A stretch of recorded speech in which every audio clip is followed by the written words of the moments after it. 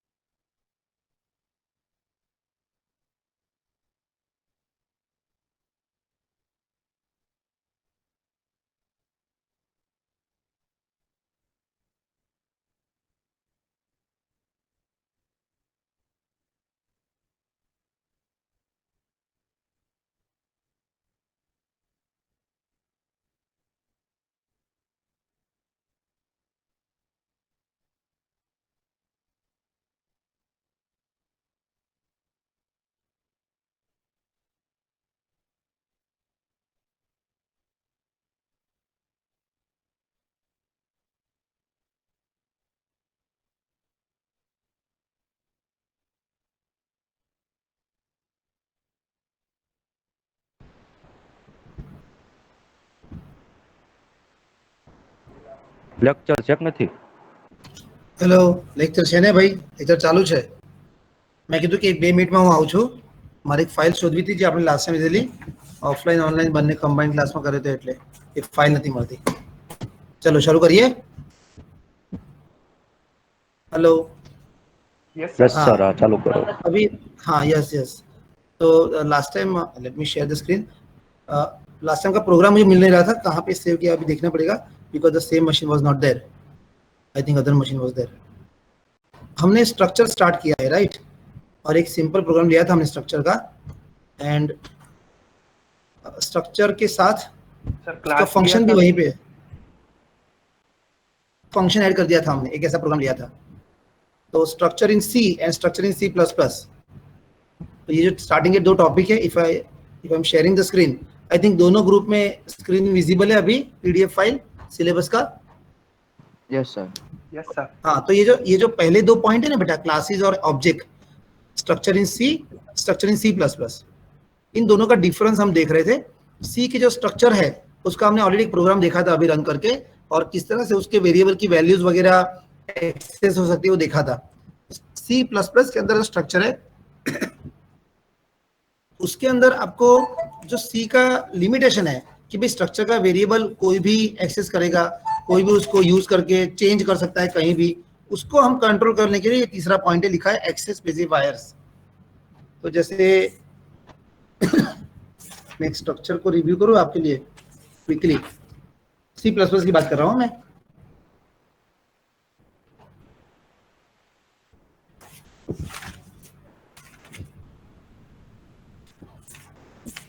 Just a moment, sorry.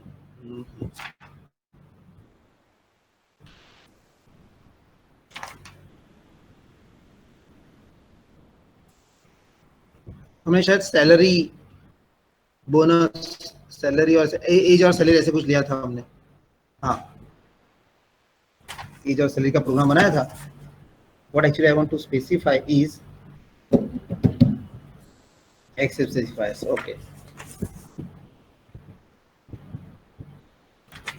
तो ये जो सेकंड पॉइंट है उसके ऊपर से हम थर्ड पॉइंट पे जाएंगे, दैट इज एक्सेस स्पेसिफायर्स। क्या है वो चीज और कैसे वो स्ट्रक्चर में हेल्प करता है उसके बारे में है, बराबर है। We will just see that how they are helpful. मैं क्विकली एक स्ट्रक्चर लेता हूँ और उसका एक वेरिएबल बनाएंगे, और उस वेरिएबल के थ्रू हम वो स्ट्रक्चर जो है उसका वेरिएबल मतलब मेंबर वेरिएबल, मेंबर्स, तो वेरिएबल और फंक्शंस एक्सेस करेंगे। एंड लेट अस सी कि सी प्लस प्लस के अंदर जो सी का था कि भी स्ट्रक्चर सी कलेक्शन ऑफ वेरिएबल था, बट यहाँ पे वो आपको it will give you functions also with that, तो वो हम देखेंगे।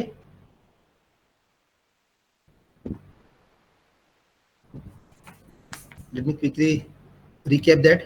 For that, let us start. Program 12 जो था मेरे पास लिस्ट में, it was about scope operator, but उसके बाद एक प्रोग्राम है बीच में मेरे पास अवेलेबल। हाँ, ये PRG 12 दिख रहा है यहाँ पे, PRG 12, it was the last program, वो स्कोप रेजोल्यूशन ऑपरेटर बता रहा है। और उसके बाद हमने जो लिया था, मैं एक स्किप करूंगा, सेव एज करूंगा, लेकिन प्रोग्राम 14 नाम दूंगा उसको, PRG 14 13 नंबर का प्रोग्राम वो जो होगा PRG 14.cpp। Okay, let's save it. 14, then you can find program to implement use structure in C. I'll remove this too. Quickly let us see structures.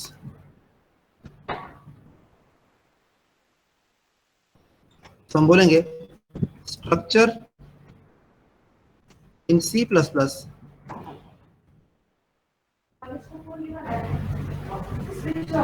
is variables plus functions, ये दोनों मिला के बनेगा, बराबर है। तो जितने भी वेरिएबल्स आपके होंगे स्ट्रक्चर के अंदर, उसके साथ उसके फंक्शंस भी होंगे, वो दोनों मिला के आपका C++ का स्ट्रक्चर बनता है। उसने क्या कर दिया कि आपका जो C के अंदर सिर्फ स्ट्रक्चर वेरिएबल था, उसके बदले यहाँ पे फंक्शंस ऐड कर दिए। Let us quickly see that. कोई भी एक एग्जांपल के लिए लेते हैं, मुझे बताना है आपको कि C++ के अंदर भी C जैसा ही हो गया कि आपके जो वेरिएबल्स है वो कहीं भी एक्सेस हो सकते हैं, कहीं पे भी उसको मॉडिफाई हो सकते हैं, जो नहीं होना चाहिए। चलो क्या लिखेंगे हम स्ट्रक्चर वेरिएबल बनाने के लिए? स्ट्रक्ट। हाँ, स्ट्रक्ट कीवर्ड है। चलो एक नाम दे दिया मैंने, एम्प्लॉय नाम दे दिया वापस, एंड यहाँ पे स्ट्रक्चर ओवर।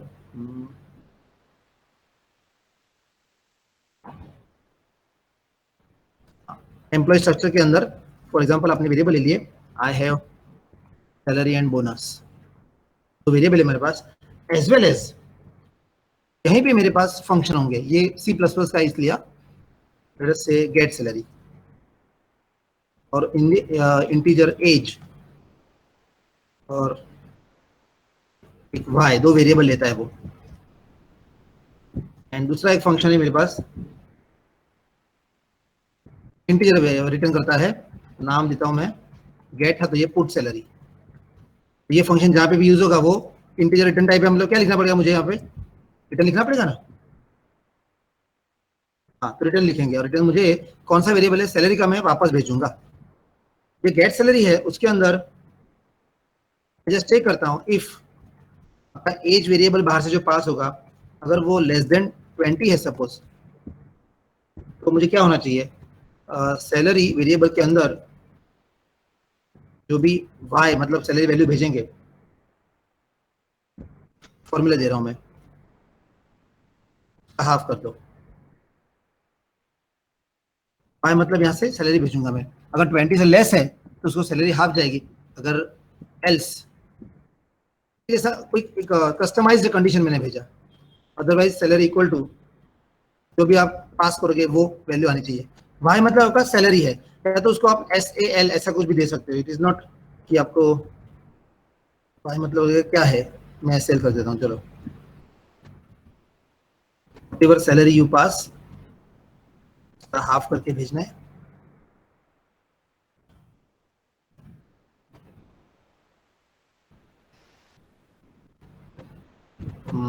ठीक है, एल्स मतलब आपका कंडीशन पूरा एंड फंक्शन ओवर।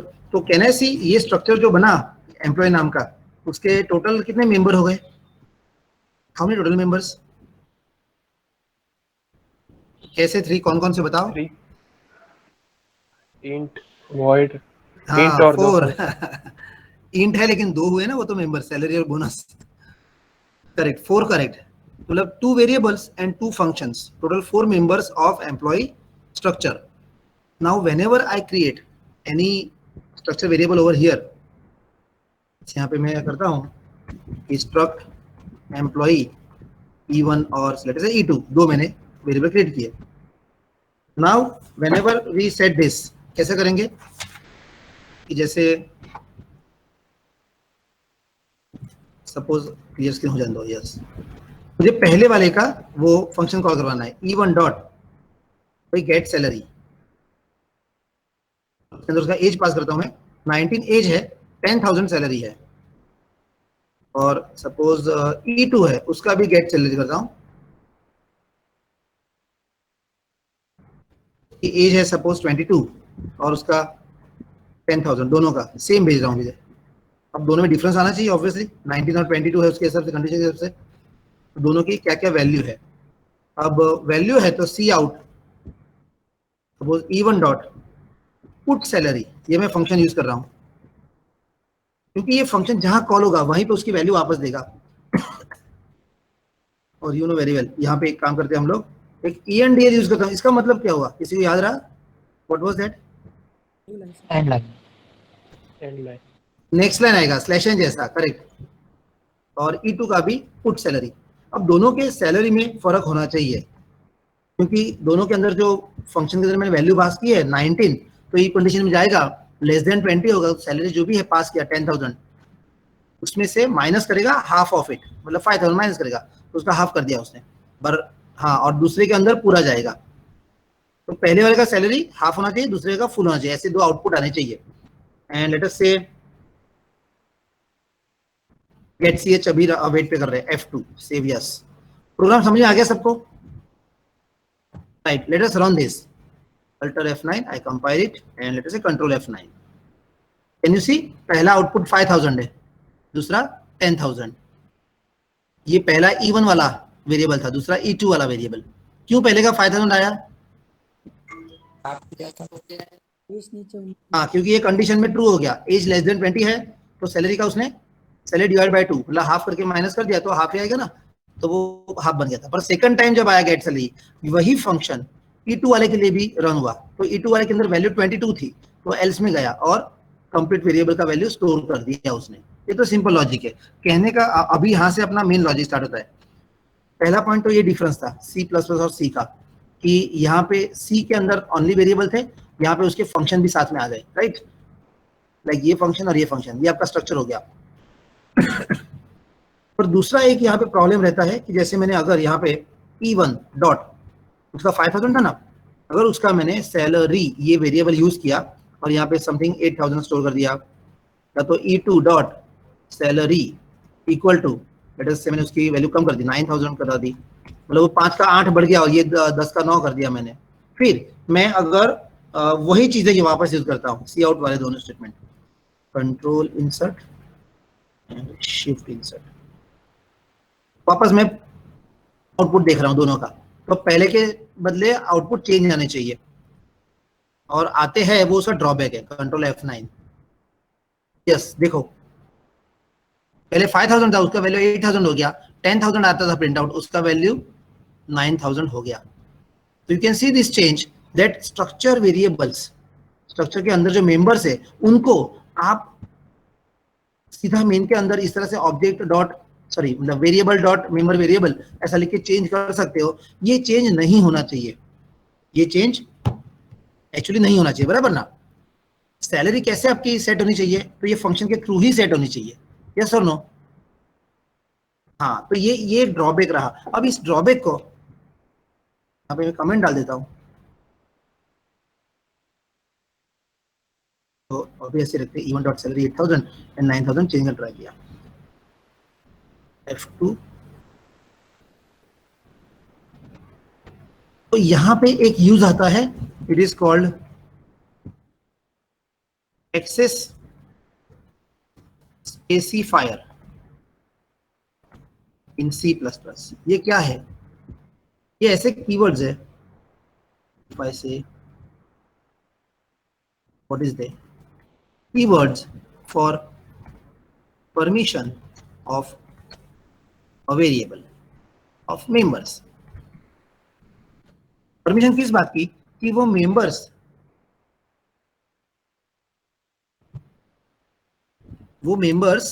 मेन के अंदर कैसे विजिबल होंगे, कैसे यूज होंगे। तो कौन कौन से एक्सेस स्पेसिफायर थे, या तो कौन से स्पेसिफायर है उसके बारे में बताओ। पहले मैं इसको यहाँ इंडिकेशन देता हूँ। जैसे से एक है पब्लिक स्पेसिफायर, दूसरा है प्राइवेट स्पेसिफायर, तीसरा है प्रोटेक्टेड। तो पब्लिक को मैं सबसे लास्ट में लेता हूँ, चलो ये लिस्ट में इस तरह से बता दे, प्राइवेट, प्रोटेक्टेड एंड पब्लिक। ये तीन नाम है, ये तीन कीवर्ड है। जैसे अपने इंट लिखते हैं, सॉरी मेन लिखते हो, मेन, सी आउट, वैसे ये तीन कीवर्ड्स है जो हम यूज करेंगे। प्राइवेट, उसमें permission with in structure only,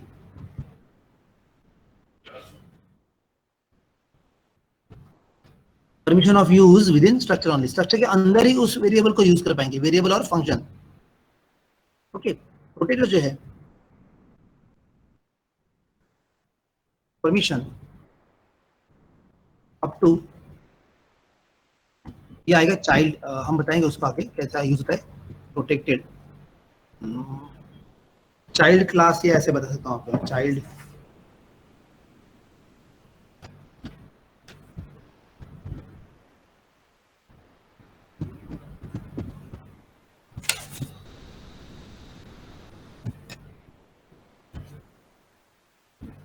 permission of up to child class लिखता हूँ मैं अभी तो यहाँ पे, और फ्रेंड क्लास ओनली। क्या है ये क्लास चीज हम देखेंगे बाद में, श्योर।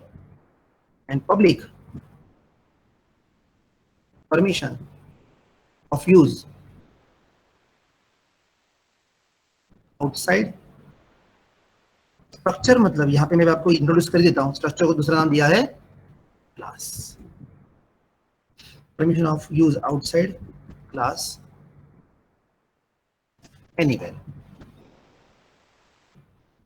बराबर। बोलो समझाओ आटलू।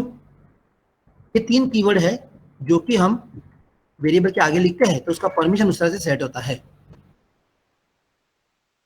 और अभी एक और चीज हम आज से अभी बता रहे हैं यहाँ पे कि ये जो स्ट्रक्चर है, स्ट्रक्ट एम्प्लॉई,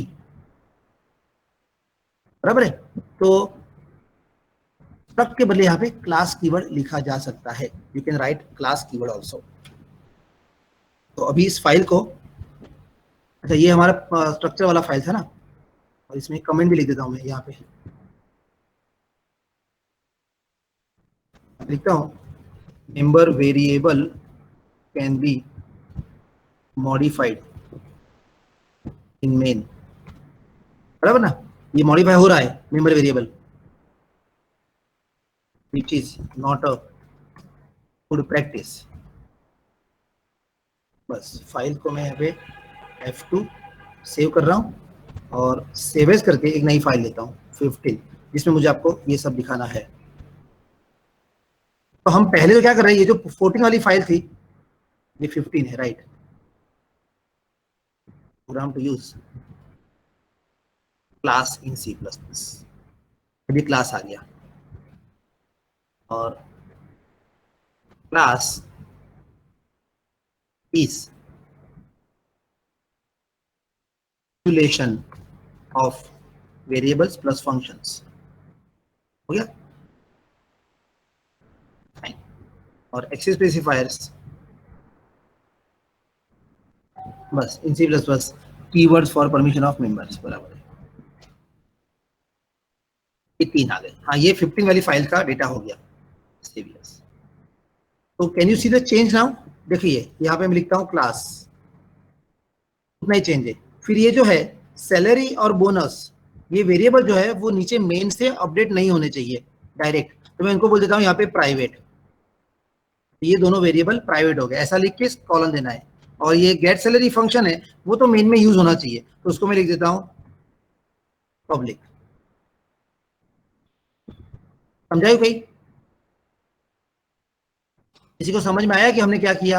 ये 3 जो है, ये 3 कीवर्ड है जो आपकी क्लास को स्ट्रॉन्ग बनाते। अब हम यहाँ पे हमें ना स्ट्रक्चर के बदले उसको बोलेंगे क्लास, ठीक है। और जैसे ऊपर लिखा है मैंने कि class is what, it is the encapsulation of variable and functions. तो एक तरह से ये स्ट्रक्चर ही हो गया, पर C++ में उसको एक नए नाम से जाना जाता है कि C में भी स्ट्रक्चर बोलते हैं, यहाँ भी स्ट्रक्चर बोलेंगे, तो डिफरेंस क्या रहेगा? क्योंकि यहाँ पे तो हम फंक्शन भी ऐड कर रहे हैं उसके साथ, राइट। C में सिर्फ वेरिएबल थे, तो उसको अलग बताने के लिए उन्होंने क्लास कीवर्ड यूज किया है। And what is that now? It is the basic, वो सबसे बेस है, और उसके अंदर उन्होंने इंट्रोड्यूस किया एक्सेस स्पेसिफायर्स, ऐसा नाम है उसका। दूसरा उसका नाम होता है एक्सेस स्पेसिफायर को, उसको बोलते हैं मॉडिफायर्स, ऐसा भी बोल सकते हैं। कोई अगर मॉडिफायर बोलेगा तो आपको कंफ्यूजन नहीं होना चाहिए, व्हाट इज मॉडिफायर, तो उसको भी एक्सेस बोलते हैं। प्राइवेट मॉडिफायर, प्रोटेक्टेड, पब्लिक, ये 3 कीवर्ड होते हैं। प्रोटेक्टेड हम बाद में लिखेंगे, आपको बताएंगे जब उसका टाइम आएगा। पर प्राइवेट कीवर्ड लिखा है तो आपकी क्लास के अंदर जहां भी आपने प्राइवेट कीवर्ड ऐसा लिखा है, उसके नीचे आप जो भी डिक्लेयर करते हो, वेरिएबल हो या फंक्शन हो, वो सारे क्या लिखा है हमने, उसकी permission of use with in structure only function. हाँ, मतलब वो क्लास के फंक्शन ही यूज कर सकता है उसको, क्लास जहां पे क्लोज करते हैं हम यहाँ पे क्लास का ही कीवर्ड यूज कर देंगे अभी, विद इन क्लास। तो हम क्लास के अंदर ही उस वेरिएबल, तो सैलरी और बोनस ये 2 वेरिएबल जो है उनका यूज यहाँ अंदर, ये रहा, यहाँ पे हमने किया एक फंक्शन यूज कर लिया वेरिएबल, ये रहा, यहाँ चलेगा क्योंकि वो क्लास के अंदर है।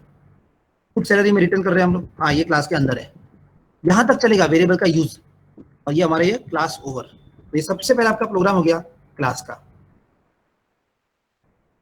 ये क्लास बन गया एम्प्लॉय का। अब यहाँ पे सिर्फ बोलने के लिए अलग है, जैसे एम्प्लॉय ये स्ट्रक्ट लिखा है, क्लास के आगे आपको ऐसे क्लास ऐसा लिखने की जरूरत नहीं है कीवर्ड, ठीक है। सिर्फ उसका नाम लिखो, कौन से क्लास का है, एम्प्लॉय क्लास का। और ये इवन जो है उसको वेरिएबल बोलने के बजाय हम ऑब्जेक्ट बोलेंगे। सो हम ऐसा बोलेंगे E1 and E2 are objects of employee class. बोलो अभी समझायू?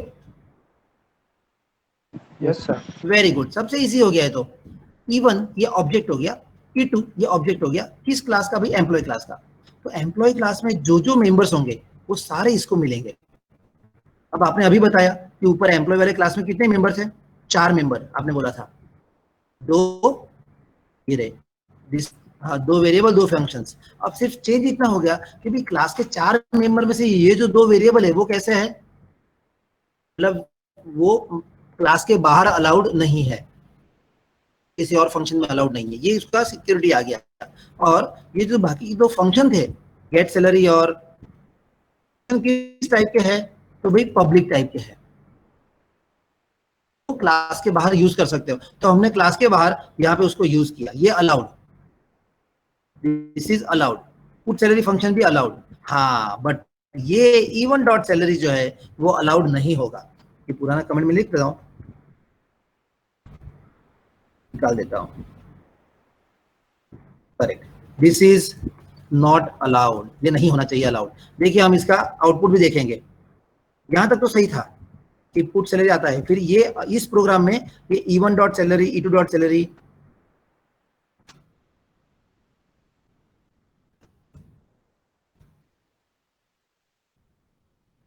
F2 it is private to class, ये अलाउड नहीं होंगे। देखो कंपाइल करता हूं मैं, तो एरर बता दी उसने एग्जैक्टली, पूरा पूरा प्रोग्राम कंपाइल हो गया।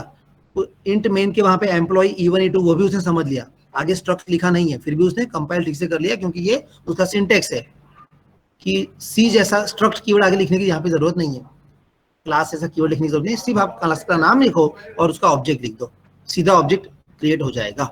ठीक है, ओके। और दो एरर जो बताइए वो यही एरर होगी। यस, क्या लिखा है एरर देखो, एम्प्लॉय बाद में ये कौन सा सिंबल है, कहीं पे अपने ये सिंबल, हाँ कौन सा, Scope. Scope resolution operator, Scope. Correct correct, this is the scope resolution operator. ये हमने उस टाइम पे बोला था कि ग्लोबल का स्कोप लोकल में दिखाने के लिए होता है। At the same time this is now second use of scope operator. ये स्कोप ऑपरेटर आपको उसके राइट साइड पे जो है ना मेंबर्स, वो किस क्लास को बिलोंग करते हैं उसके बारे में बताता है। अगेन मैं रिपीट करता हूं, ये जो स्कोप ऑपरेटर जो है वो उसके राइट साइड में जो जो मेंबर्स होंगे, मतलब सैलरी है या तो गेट सैलरी, पुट सैलरी, ये सारे वो किस क्लास को बिलोंग करते हैं लेफ्ट साइड में वो बताएगा। तो class name, scope and member name, ऐसा नाम आएगा, सिंटेक्स ऐसा रहेगा, क्लास नेम फिर स्कोप ऑपरेटर और वो मेंबर का नाम, इस तरह से बताएगा। तो ये नॉट एक्सेसिबल आया, बोलो समझ में आया सबको इतना? तो ये स्कोप ऑपरेटर मतलब ग्लोबल वाला कोई वेरिएबल था वो लोकल में बता रहा था, ऐसा प्रोग्राम हमने देख चुके हैं। तो उसका सेकंड यूज यहाँ पे क्रिएट होता है, और इसका पूरे आगे C++ के अंदर क्लास के साथ बहुत सारे यूजेस है स्कोप ऑपरेटर के, we will see what they are. Okay, तो अभी आज का ये पहला समझ लेते हैं कि स्ट्रक्ट को हमने क्लास बनाया, पहली बात ये। अभी अलाउड नहीं है तो मैं इसको कमेंट कर देता हूँ यहाँ पे, दे आर नॉट अलाउड, बस। और फिर अल्टर F9 कंपाइल करो, फिर ये अलाउड नहीं है तो फिर ये प्रिंट नीचे का भी करने की जरूरत नहीं है। तो प्रिंट करोगे तो सेम टू सेम आएगा ना, क्योंकि चेंज करने का ही अलाउड नहीं है।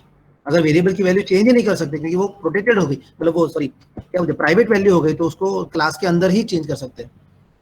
अगर यही अलाउड नहीं है तो फिर नीचे के दो भी लिखने की जरूरत नहीं है, दिस इज नॉट अलाउड। मैं एक काम करता हूँ, ये नीचे के दो जो है वो निकाल देता हूँ, सी आउट वाले दो, अच्छा अभी जरूरत नहीं है, बस इतना हमारे रेफरेंस के लिए बहुत ज्यादा है। अल्टर F9 कंपाइल हुआ, आउटपुट विल बी सेम, जो आपने लिखा है वही आउटपुट आएंगे, पहले का 5 दूसरे का 10,000। सिर्फ चेंज ये हो गया कि पुराने प्रोग्राम के अंदर मेन के अंदर ये अलाउड थे दोनों, ये दोनों, नए वाले में अलाउड नहीं है। तो नए वाले में क्या क्या चेंज हुए, तो पहली बात ये क्लास एम्प्लॉय हो गया, स्ट्रक्ट के बदले क्लास लिख दिया, एक चीज। दूसरी बात प्राइवेट कीवर्ड लिख दिया हमने, ओके। और तीसरी बात यहाँ पे आगे स्ट्रक्ट लिखने का जरूरत नहीं है, सीधा क्लास का नाम लिखो, स्पेस करके जितने ऑब्जेक्ट बनाने हैं सबके लिख दो, E1 कॉमा करके E2 E3 E4 ऐसे बना सकते हो बहुत सारे। हाँ बोलो, कोई क्वेरी है तो बोलो। यस, कौन सा? हाँ, प्रोडक्ट में हमने लिखा है ऊपर, क्या लिखा है देखो, permission up to child class और फ्रेंड क्लास। तो ये एम्प्लॉय जो क्लास लिखा है हमारा, ये एम्प्लॉय क्लास के मेंबर्स जब हम प्रोटेक्टेड लिखेंगे तो वो मेंबर्स, ये एम्प्लॉय का कोई हम चाइल्ड क्लास बनाएंगे। फिर आगे एक कंसेप्ट आएगा, इनहेरिटेंस बोला था मैंने, एक फीचर था इनहेरिटेंस, बोला था कि किसी एक क्लास के मेंबर्स कोई दूसरा क्लास यूज करेगा, पेरेंट और चाइल्ड रिलेशनशिप होगा, उस टाइम पे हम ऐसा बनाएंगे, जैसे हमने एग्जांपल लिया था वो 4 व्हीलर 2 व्हीलर 3 व्हीलर्स, ये कैटेगरी होती है। तो इसके ऊपर एक कैटेगरी होती है व्हीकल्स, ये सारे 4 व्हीलर 2 व्हीलर 3 व्हीलर तो व्हीकल ही है। अगर व्हीकल के अंदर कोई कॉमन प्रॉपर्टी है वो सबको मिलती है, फिर ये दोनों व्हीकल और 4 व्हीलर्स, ये दोनों कैटेगरीज या तो ये क्लासेस जो है वो एक दूसरे से रिलेशनशिप शेयर करते हैं, एक पेरेंट बनता है, एक चाइल्ड क्लास बनता है। वो कंसेप्ट जब आएगा इनहेरिटेंस का, तब आप देखोगे कि प्रोटेक्टेड वाला जो वेरिएबल था ये क्लास का, वो उसके चाइल्ड क्लास में जा सकता है, मतलब ये पेरेंट बन जाएगा, एम्प्लॉय पेरेंट बनेगा और उसके एक चाइल्ड बन जाएगा। या तो कोई फ्रेंड क्लास बनाओगे, किसी और क्लास को इसका फ्रेंडशिप दे दोगे, तो वो क्लास इसको यूज कर सकता है, पर मेन के अंदर सीधा यूज नहीं कर सकता। हाँ, तो ये प्रोटेक्टेड उस टाइम पे आएगा। तो ये जब भी कंसेप्ट आएगा प्रोटेक्टेड का रेगुलर प्रोग्राम में, तब आपको मैं रिवाइज करवाऊंगा, श्योर। ओके, और पब्लिक पब्लिक ऐसा है कि वो तो सब जगह पे यूज है। अच्छा, अब एक और चीज इसी में देख लेते हैं कि अगर मैं ये प्राइवेट हटा देता हूँ, ये वैसे रखता हूँ, बराबर है, और ये भी हटा देता हूँ, मतलब मैंने कीवर्ड तो लगा दिया क्लास का, पर मैंने अंदर कोई एक्सेस स्पेसिफायर नहीं लिखा है। If you don't mention access specifier, तो बाय डिफॉल्ट इसका परमिशन क्या रहना चाहिए?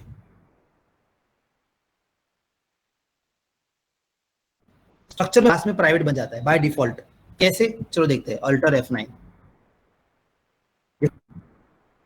कैसे एरर बताई उसने? मेन गेट सैलरी के दो फंक्शन थे, उसने एक्सेसिबल नहीं बताए, और पुट वाले भी दो फंक्शन एक्सेसिबल नहीं बताए था, वो भी प्राइवेट हो गया, ये हमने फंक्शन के आगे भी पब्लिक लिखा था, वो निकाल दिया, बराबर है। जो बताइए वो सारे मेन के अंदर थी, फंक्शन को आप यहाँ पे एक्सेस नहीं कर सकते क्योंकि ऊपर फंक्शन के आगे हमने कुछ भी लिखा नहीं है, इसका मतलब वो बाय डिफॉल्ट प्राइवेट हो गया, बराबर है। तो मैं यहाँ लिखता हूँ क्लास के यहाँ पे आगे डिफॉल्ट स्कोप इज प्राइवेट। तो समझ में आया कुछ? सर हम फंक्शन Yes, के ऊपर sir. पब्लिक लिखते थे हाँ, और yes. इसके ऊपर प्राइवेट ना लिखते। एग्जैक्टली वही बताना चाहता था मैं, इसलिए मैंने पहला स्टेप लिया वो नॉर्मल लिया कि प्राइवेट लिख के दिखाया आपको कैसे यूज होता है। बट अभी मैं ऊपर प्राइवेट नहीं लिखूंगा क्योंकि मुझे पता है कि डिफॉल्ट स्कोप प्राइवेट है, तो मैं जहां जहां मेंशन नहीं करूंगा वहां बाय डिफॉल्ट तो वो प्राइवेट नहीं लेगा।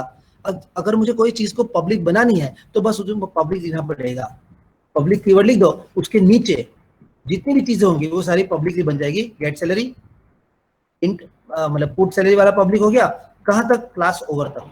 अगर कोई बोलेगा कि यहाँ पे मैं एग्जाम्पल ऐसा प्राइवेट लिख के कुछ यहाँ पे बना देता हूँ समथिंग, अब क्या हो गया? कहने का मतलब ये पब्लिक लिखा था आपने और ये कॉलन साइन, तो पब्लिक का रेंज या तो उसका एरिया स्टार्ट हुआ वहां से लेके या तो मेन क्लोज हुआ वहां तक, या तो कोई नया एक्सेस स्पेसिफायर आप लिखते नहीं हो वहां तक सारी चीजें पब्लिक रहेगी। बोलो समझाई गई? फिर से यस सर। हाँ, ये पब्लिक તમે લખ્યું હોય, आपने पब्लिक लिखा है, उसके बाद या तो मेन क्लोज हो रहा है वहां तक पूरा का पूरा जो भी कोडिंग आपका होगा वो पब्लिक परमिशन में आ जाएगा, या तो आप कोई ऐसा नया कीवर्ड नहीं लिखते हो ऐसा प्राइवेट वाला या प्रोटेक्टेड वाला और कोई वेरिएबल नहीं देते हो, तब तक उसकी इफेक्ट चेंज नहीं होती, वो सारे का सारा पब्लिक गिन लेता है। अगर हम प्राइवेट लिखा तो अब ये XYZ, आप तो बोल रहे थे कि प्राइवेट लिखने की जरूरत नहीं, बाय डिफॉल्ट वो होता है ना, डिफॉल्ट प्राइवेट होता है, लेकिन अभी अपने क्लास में ऐसे लिख दूं मैं ऐसे, तो क्या हो गया बोलो अभी? हाँ, अभी जो गेट सैलरी पब्लिक है तो पब्लिक का अभी इफेक्ट चल रहा है, पुट सैलरी पब्लिक है, हाँ भाई उसका भी इफेक्ट चल रहा है पब्लिक का अभी भी, तो ये तीनों भी पब्लिक में ही काउंट हो जाएंगे, तो ये अप टू एंड यहां तक पब्लिक काउंट हो जाएगा। तो ये जो पब्लिक और कॉलन लिखना है तो उसका स्कोप चालू हो जाता है, उसका इफेक्ट स्टार्ट हो जाता है क्लास के डिजाइन के अंदर ही। पब्लिक लिखने के बाद नीचे जितनी चीजें आप डिक्लेयर करोगे, फंक्शन है, कोई वेरिएबल है, ये सारे पब्लिक बन जाएंगे। अगर आपको उसको प्राइवेट बनाना है तो अब यहां तो लिखना पड़ेगा प्राइवेट, ऐसा लिखना पड़ेगा तो ये 3 वेरिएबल प्राइवेट बने, पर ऊपर क्यों नहीं लिखना पड़ता हमको? यहाँ क्यों नहीं लिखना पड़ता प्राइवेट? डिफॉल्ट प्राइवेट होता है और क्लास का डिक्लेरेशन के बाद यहाँ पे जो क्लास अभी स्टार्ट हुआ है, देखो यहाँ पे क्लास स्टार्ट हुआ है, this is the starting of the class, right? तो यहाँ से जो परमिशन स्टार्ट होगी वो डिफॉल्ट वाली तो प्राइवेट वाली स्टार्ट हो जाएगी, इसलिए यहाँ पे, हाँ इसलिए यहाँ पे ऐसा प्राइवेट मेंशन करने की जरूरत नहीं है क्योंकि डिफॉल्ट प्राइवेट स्टार्ट हो गया है। तो हमने कुछ भी मेंशन नहीं किया तो सारे सारा प्राइवेट बन गया था, बिकॉज क्लास के ओपनिंग से, यहाँ से क्लास के ये ओपनिंग से यहाँ से लेकर नीचे क्लोजिंग तक अगर कुछ भी मेंशन ना करो तो डिफॉल्ट प्राइवेट ही चलता है। किसी को पब्लिक बनाना है तो आप ऐसा पब्लिक लिखो, एक बार लिख दिया तो वहां से पब्लिक का इफेक्ट चालू हो गया। कोई चीज आपको अब प्राइवेट बनानी है तो फिर प्राइवेट लिखना पड़ेगा। This two things are clear to everybody? हाँ, वेरी गुड। तो कभी ऐसा होता है क्लास डिजाइन करते वक्त डिजाइनर को ऐसा लगता है प्रोग्रामर को कि मैंने ऊपर अनाउंस करने का रह गया, अब मुझे नीचे अनाउंस करना है यहाँ पे, तो यहाँ प्राइवेट लिखा, अब एकदम से उसको याद आया कि नहीं भाई और एक मुझे फंक्शन लिखना है पब्लिक का, पब्लिक लिख के कोई और एक फंक्शन लिख सकता है, उसको लिखना है तो। बोलो समझ में आया? बस वेरी गुड। तो आपको ये इस तरह से प्राइवेट और पब्लिक कहाँ लिखना है, कैसे लिखना है, वो सिर्फ देखना है। चलो डिलीट करता हूँ मैं, अभी तो जस्ट एक कॉन्सेप्ट बता दिया। ये दो फंक्शंस अभी तो हो गए, ये दोनों पब्लिक हो गए। तो अल्टर F9, सॉरी सेव कर लेता हूँ पहले, और अल्टर F9 कंपाइल सक्सेसफुल हो गया। मतलब उसने जो मेन की एरर थी ये वाली गेट और ये एरर्स उसने निकाल दी। कंट्रोल F9 आ गया आउटपुट। એટલે એક જ પ્રોગ્રામમાં આપણે બે ત્રણ કન્સેપ્ટ એટલે બે ત્રણ पॉइंट जो लिखा, की पॉइंट्स।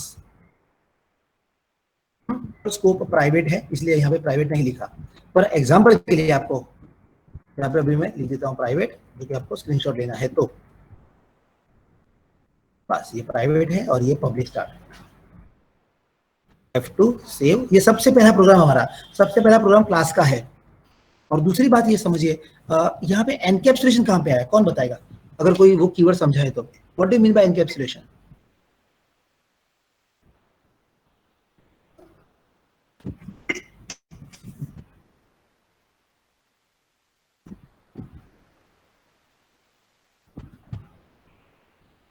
बराबर है। अब फंक्शन और दूसरी क्या चीजें हैं? फंक्शन कौन से? गेट सैलरी और हाँ वेरिएबल्स। भाई गेट सैलरी नाम का फंक्शन, आपने बराबर सही बताया, उसको सिर्फ हम प्रॉपर फॉर्मेट करते हैं वर्ड्स में। Get salary function, put salary function, salary variable and bonus variable, these four members if they are separate, ऐसे ग्लोबल जगह पे सेपरेट होते तो कैसे भी लूजली हैंडल हो जाते, बट इन सबको कैप्सुलेट किया। किसके अंदर कैप्सुलेट किया? ये सबको आपने ये जो ब्लॉक बनाया ना ऐसा, हाँ यस, ये चारों को आपने ये ओपन ब्रैकेट, ये ओपन ब्रैकेट चालू किया और क्लोज ब्रैकेट कहाँ किया? नीचे ये रहा क्लोज ब्रैकेट, क्लोज कर दिया, एक कैप्सुलेट कर दिया। तो उसको नाम क्या दिया आपने? क्लास नाम दिया है। When these kind of functions and variables are encapsulated into a class, it is called encapsulation। बोलो समझ में आया? तो ये तो ये C++ का, C++ छोड़ो लैंग्वेज, पर ये OOP का, ऑब्जेक्ट ओरिएंटेड प्रोग्रामिंग का सबसे बड़ा कंसेप्ट है, सबसे स्ट्रॉन्ग कंसेप्ट। इसी की वजह से आपका C लैंग्वेज और ये C++ डिफरेंट हो गए। डिफरेंट मतलब C में ऐसा कंसेप्ट नहीं है, बराबर ना? सी में हमने अभी प्रीवियस प्रोग्राम देखा, स्ट्रक्चर का कंसेप्ट है। और what is structure in C? Collection of different data type variables. C आपको एक लेवल तक जाके छोड़ देता है कि भाई आपको सेम टाइप के वेरिएबल कलेक्ट करने हैं, चलो एरे बना दो, इंटीजर का एरे, फ्लोट का एरे, कैरेक्टर का एरे। अच्छा, आपको अलग अलग टाइप के वेरिएबल कलेक्ट करने हैं कि भाई इंटीजर, कैरेक्टर, लॉन्ग, फ्लोट, अलग अलग ऐसे कलेक्शन करना है, तो हमने आपको दिया एक स्ट्रक्चर टाइप डेटा टाइप। तो वहां तक आके सी को आपने छोड़ दिया, सी ने आपको वहां तक आके एक facility they the, you can collect different data types under one collection called structure. But structure क्या करता है? It's a collection of variables only, correct और नॉट? इन सी। हाँ, वाइल C++ एक स्टेप आगे आया अभी, मतलब वो OOP कंसेप्ट्स, उसमें एक स्टेप आगे आया उसने, कि उसने एनकैप्सुलेट किया वही वेरिएबल्स, ये रहे वही वेरिएबल्स, बट साथ साथ में ऐड कर दिए फंक्शंस। क्योंकि उसने देखा कि सी के अंदर आप लोग फंक्शन बनाते हो, फंक्शन के अंदर वो स्ट्रक्चर वेरिएबल पास करते हो और उसके थ्रू आप उस वेरिएबल के मेंबर्स को यूज करते हो, तो व्हाई नॉट कि वो फंक्शंस को उस वेरिएबल के साथ जॉइंट ही कर दे। तो when this functions were you use the same variable, ये सैलरी वेरिएबल ऊपर का यूज किया आपने। अच्छा, हमने बोनस क्या यूज किया है? बोनस, एक minute, let me just see one more time कि हमने अगर यूज कर लिया है तो अच्छा, कहीं पे मैंने बोनस वाला वर्ड यूज नहीं किया है अभी तक। अच्छा, फिर भी लेट इट बी, वो ऐसे अनयूज्ड पढ़ा रहा, आगे देखते हैं हम, बराबर।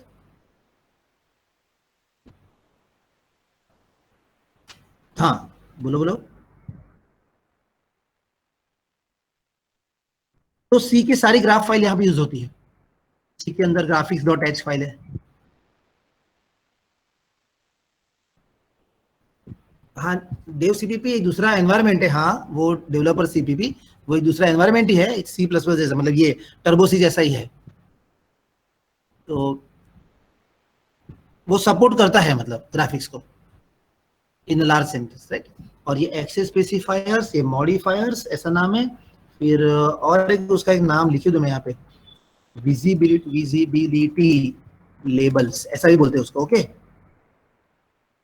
एक्सेस मॉडिफायर्स बोलते हैं उसको।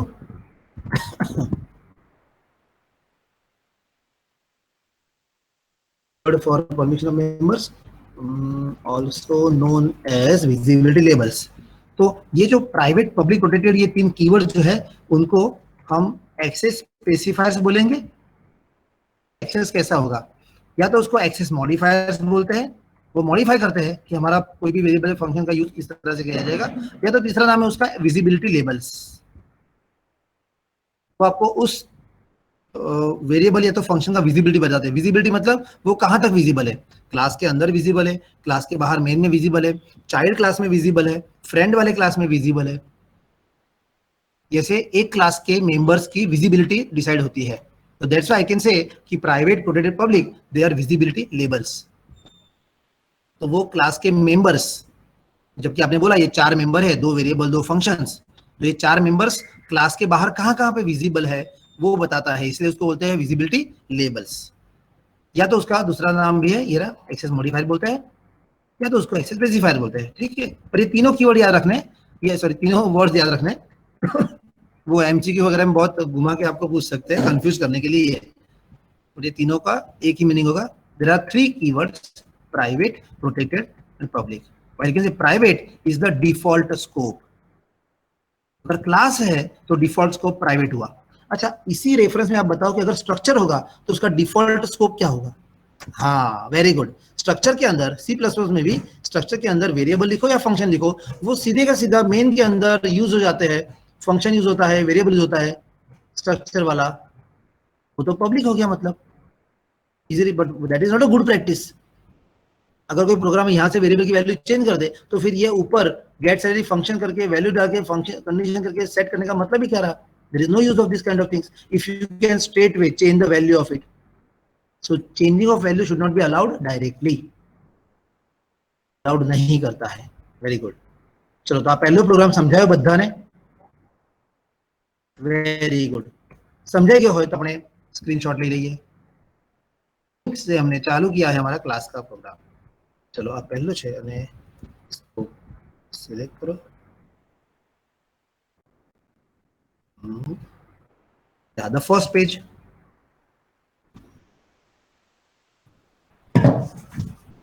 किसी को स्क्रीनशॉट लेना है? Done, very good.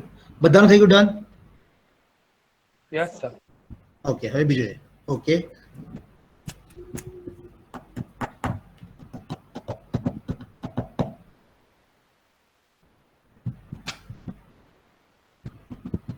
એક સેકન્ડ અને બીજા ઉપર જઈએ. સેલરી નીચેનો લાઇનિંગ. अच्छा, this is second page. Get salary थी આટલું રાખો તો મજા આવશે. ચલો સેકન્ડ પેજ. ठीक है सर. થઈ ગયું, વેરી ગુડ. બધાનું થઈ ગયું છે. આપણે આગળ વધીએ. છેલ્લું લાસ્ટ નાનકડું છે, હાઇલાઇટ કરવા દો.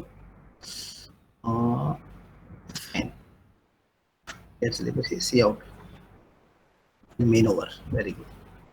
Last. हाँ,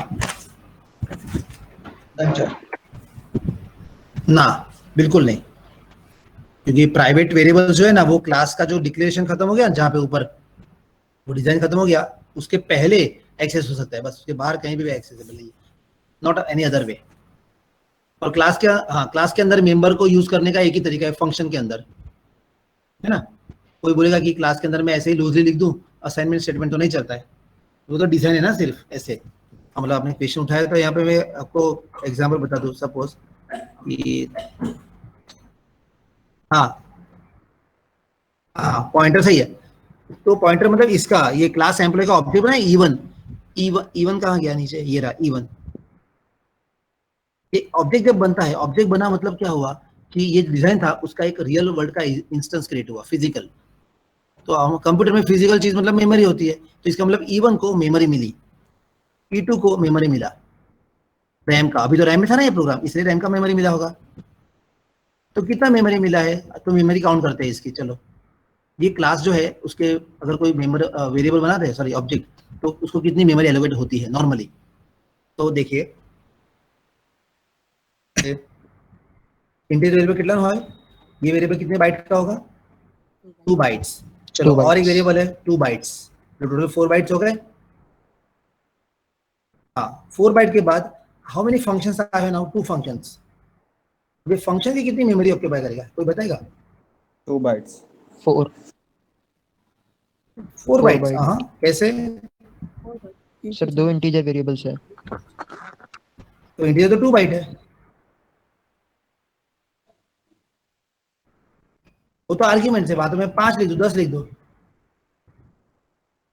तो 2 bytes. मतलब यहाँ पे 2 बाइट तो कैसे बोल सकते हो, बोलो कैसे 2 बाइट्स हुए? क्योंकि फंक्शन के अंदर बॉडी पार्ट में तो यहाँ पे अभी 4 लाइन है, पर बाद में 400 लाइन भी हो सकती है। Okay okay fine. Anybody else, दोनों ग्रुप में किसी को कोई ऐसा कंसेप्ट याद है? क्योंकि ये वेरी हो सकता है, एक क्लास में ये फंक्शन जो लिखा है मैंने अभी, उसके अंदर यहाँ से मुश्किल से 4 लाइन है, और मे भी कोई और फंक्शन होगा जिसमें, जैसे नीचे का फंक्शन ये रहा पुट चले वाला, इसमें कितनी लाइन है? 31 लाइन, बराबर ना? ये इंटीजर का डेटा टाइप है, पुट चले फंक्शन का नाम है। फंक्शन जहां ओपन हो रहा है वहीं पे एक ही लाइन में क्लोज हो रहा है, रिटर्न स्टेटमेंट। तो इसका मतलब कोई फंक्शन में 2 लाइन, कोई में 1 लाइन, कोई में 4 लाइन, तो उसकी साइज कैसे काउंट करें? वो क्या करता है फंक्शन, ये वॉइड का वी, ये फंक्शन का पूरा डिक्लेरेशन डेफिनेशन जहां पे स्टोर है, उसका जो फर्स्ट एड्रेस होगा उस फर्स्ट एड्रेस को याद रखेगा। मतलब ये फंक्शन, पूरा फंक्शन जहां पे स्टोर है आपका अभी, तो उसका फर्स्ट कैरेक्टर क्या होगा, वी होगा, बराबर है? और ये जो वॉइड का वी जहां पे स्टोर होगा, डिक्लेरेशन का पहला वी, वो जहां मेमोरी में स्टोर है, उस मेमोरी लोकेशन का जो एड्रेस होगा वो कितने बाइट का होगा? Normally address are 2 bytes, correct? तो वो हमेशा पहला वाला एड्रेस ही याद रखता है 2 बाइट्स का, जो आप बोलते हो ना पॉइंटर जैसा, एग्जैक्टली। फिर वो वहां से पूरा फंक्शन का डिक्लेरेशन, फिर वो करली ब्रैकेट ऑन, फिर उसका बॉडी पार्ट, फिर क्लोजिंग ब्रैकेट, यहां तक पूरा वो फंक्शन खींच सकता है once it knows the starting address. समझ में आया?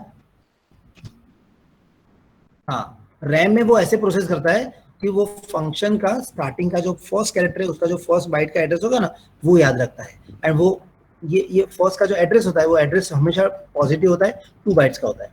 रैम का कोई भी एड्रेस नेगेटिव नहीं हो सकता, right? It's completely positive addresses. तो पॉजिटिव वैल्यूज होती है तो वो 2 बाइट की होती है। अब ये फंक्शन के लिए 2 बाइट, और सेकंड वाले फंक्शन के लिए भी 2 बाइट्स, तो कितने हुए टोटल? 4 bytes, exactly. 4 bytes. अब वो 2 बाइट इनपुट का आई मिला उसको 2 बाइट पे, वहां से उसने डाल किया है INT, फिर ये पुट सैलरी ब्रैकेट, फिर ये ओपनिंग ब्रैकेट, फिर ये रिटर्न, फिर क्लोजिंग ब्रैकेट, वहां तक पूरा वो खींच लेगा। वो उसके अंदर ऑटोमेटिकली इनबिल्ट सिस्टम है कि फंक्शन का पहला कैरेक्टर मिल जाए तो पूरा फंक्शन में खींच सकता हूँ, इसलिए वो उसके 2 बाइट्स, उसके 2 बाइट्स। तो याद रखिए फंक्शन का जो स्टार्टिंग एड्रेस है इट ऑक्यूपाइज 2 बाइट्स। तो 2 into 4, और ऊपर के वेरिएबल के इंटीजर है इसलिए 2 बाइट्स 4। तो अब टोटल कितने बाइट्स हो गए? 8 बाइट्स। हाँ, ये 2 बाइट्स, बोनस के 2 बाइट्स, फंक्शन पहला है उसके 2 बाइट्स, और लास्ट में 2 बाइट, 8 बाइट्स। तो जब भी ये एम्प्लॉय क्लास का मैं मेन के अंदर ऑब्जेक्ट बनाऊंगा तो उसको 8 बाइट ऑफ मेमोरी एलोकेट होगी, यहाँ पे 8 बाइट्स ऑफ मेमोरी एलोकेटेड। दूसरा E2 आया, उसको भी 8 बाइट्स ऑफ मेमोरी एलोकेटेड। पूरा समझ में आया? Very good. Yes, sir. हाँ, एनकैप्सुलेट कर दिया इसलिए नहीं कर पाएंगे। आपको तरीका एक ही है कि एनकैप्सुलेट करते वक्त अंदर कोई पब्लिक चीज लिखिए, वही चीज आप बाहर मेन में यूज कर सकते हो। इसलिए हम इवन ऑब्जेक्ट के थ्रू जो पब्लिक वाला चीज है वही यूज कर पाएंगे, बाहर प्राइवेट वाला चीज हमने यूज करने का ट्राई किया, ये सैलरी प्राइवेट वेरिएबल था तो उसने अलाउ नहीं किया, बराबर ना, एरर बता दी। हाँ, अब कोई बोलेगा मुझे E1 E2 कहाँ स्टोर है? हाँ बोलिए।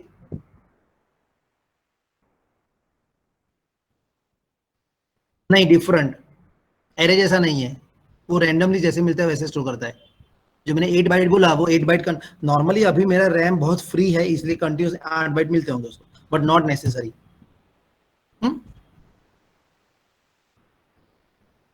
नहीं नहीं नहीं नहीं, वो पहले बाइट से दूसरे बाइट में जंप करता है पॉइंटर के थ्रू, उसके पास एड्रेसेस होते हैं। वो आपको अभी डीएस में लिंक लिस्ट आया है, लिंक लिस्ट जैसे, हाँ वैसा कंसेप्ट यहाँ अप्लाई करता है। और देखो अभी मैं, कोई बोलेगा कि E1 वाला ऑब्जेक्ट कहाँ पे स्टोर है, मैं तो एड्रेस ऑफ E1 प्रिंट करवा के ट्राई करता हूँ। एड्रेस ऑफ E1 ऑब्जेक्ट, हाँ C out end line, address of E2 object, कि भैया 8 बाइट का मेमोरी का उसका फर्स्ट एड्रेस कहाँ पड़ा होगा वो हम देख सकते हैं। कंट्रोल F9,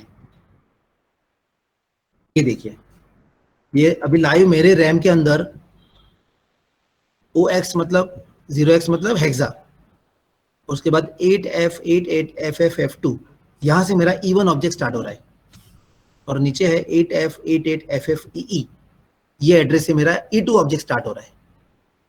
ठीक है, नहीं क्लास नहीं, क्लास तो लॉजिकल डिजाइन है। हाँ, class never occupies memory space, only when class object बनाएंगे तब मेमोरी एलोकेट। हाँ हाँ, क्लास का कितना साइज देखना है आपको, तो ये जो फाइल है prg15.cpp, इसका साइज देख सकते हो। prg15.cpp ये जो फाइल है हमारी, ये cpp फाइल की कितनी साइज है, उसके अंदर ये क्लास का डिजाइन होगा, राइट। तो 1 KB, हाँ ये कैरेक्टर जितने लिखे वो कैरेक्टर का जो साइज है टोटल, यहाँ पे कोई है तो नहीं है, यहाँ पे बता सकते हैं कि भाई ये क्लास लिखा है इतना, इसके टोटल कैरेक्टर कितने हैं, एक कैरेक्टर का 1 बाइट, तो ये क्लास का इतना बाइट हो गया स्टोर करने का, सिर्फ ये डिजाइन स्टोर करने का। हाँ, तो डिजाइन स्टोर करने का हम बोल सकते हैं भाई ये जो 15 prg15 फाइल चेन है, मैं आपको उसको स्किप करके बताता हूँ कहाँ पे है prg15, एक मिनट, सी में होगा राइट हमारा, सी टीसी बिन के अंदर prg15 पी पे जाते हैं, ये prg1 2 3 4 क्या मिल रहा है हमको, साइड में क्या लिखा है 3D ऑब्जेक्ट लिखा है, मतलब ये ओबीजे फाइल। तो कौन सी होती है फाइल, कंपाइल करने के बाद, करेक्ट। तो ये सारी प्रोग्राम कंपाइल वाली फाइल है। फिर ये prg.exe, ये कौन सी फाइल होती है, एग्जीक्यूटेबल फाइल। एग्जीक्यूटेबल, मतलब कंट्रोल F9 रन करने के बाद जब हम रन करते हैं तो ये फाइलें बनती है। देखो 30 KB की साइज है उसकी, हमको वो उसकी भी जरूरत नहीं है। देन होती है BAK, ये क्या होती है फाइल, .BAK, हाँ एक बैकअप फाइल रखता है वो ऑपरेटिंग सिस्टम ऐसा समझता है, टर्बो सी कंपाइलर ऐसा समझता है कि ये प्रोग्रामर जो है उसने अपनी सीपीयू फाइल कहीं गवा दी तो मुझे उसको वापस देनी पड़ेगी, तो एक बैकअप फाइल रखता हूँ मैं, तो सेम साइज की होती है। अब हमारा ओरिजिनल फाइल आएगा, ये देखो prg1 cpp, ये सीपी फाइल है। क्या साइज दिख रही है बाहर साइड में, हार्डली 1 KB की है साइज, बराबर ना। ये prg6 3 KB का है, अभी prg15 हमने बनाया, ये रहा नीचे prg15, if you can see 2 KB का है, मतलब जो कैरेक्टर सारे लिखे ना आपने वो सारे कैरेक्टर मिला के 2 KB बना, 1000 into 1000 2000 बाइट्स जितना हुआ, करेक्ट ना। तो हम ओवरऑल ऐसा बोल सकते हैं, ओवरऑल मतलब ऐसे जनरली कि भाई टोटल ये फाइल की साइज 2000 बाइट्स है। 2000 बाइट्स मतलब यहाँ से स्टार्ट हुआ, कहाँ से, ये वाला पहला कमेंट वाली लाइन, एक कैरेक्टर, 2 कैरेक्टर, 3 4 5 6 7 8 9 10 बाइट, 11 12 13 14 15 बाइट, ये सारे बाइट्स कलेक्ट किए पहुंच गए यहाँ पे, उसे 2000 बाइट्स मिले उसको। पूरा समझ में आया, वेरी गुड। चलो तो आज आपने आटलू रखिए, मैंने पर्पसफुली आज आपको सिर्फ 2 ही कंसेप्ट चलाए, एक्सेस स्पेसिफायर्स और क्लास। तो हम थोड़ा स्लोली जाएंगे क्योंकि ये कंसेप्ट स्ट्रांग है, इसलिए फिर हम एक बात ये कंसेप्ट आपको आ जाएंगे, उसके बाद फास्ट में हर एक कंसेप्ट ले सकते हैं। बोलो क्लियर છે આટલું બધાને, વેરી ગુડ। સ્ક્રીનશોટ તો લેવાઈ ગયો છે, રાઈટ, ઓકે। તો ચલો આજે આપણે આટલું રાખીએ છીએ, લેટ મી ક્વિટ। એક મિનિટ એક જણ પૂછો, હા શું પૂછો છો, યસ हाँ हाँ बोलो एक मिनट, हाँ प्रोग्राम में सेंड कर दूंगा डेफिनेटली, prg1 2 3 4।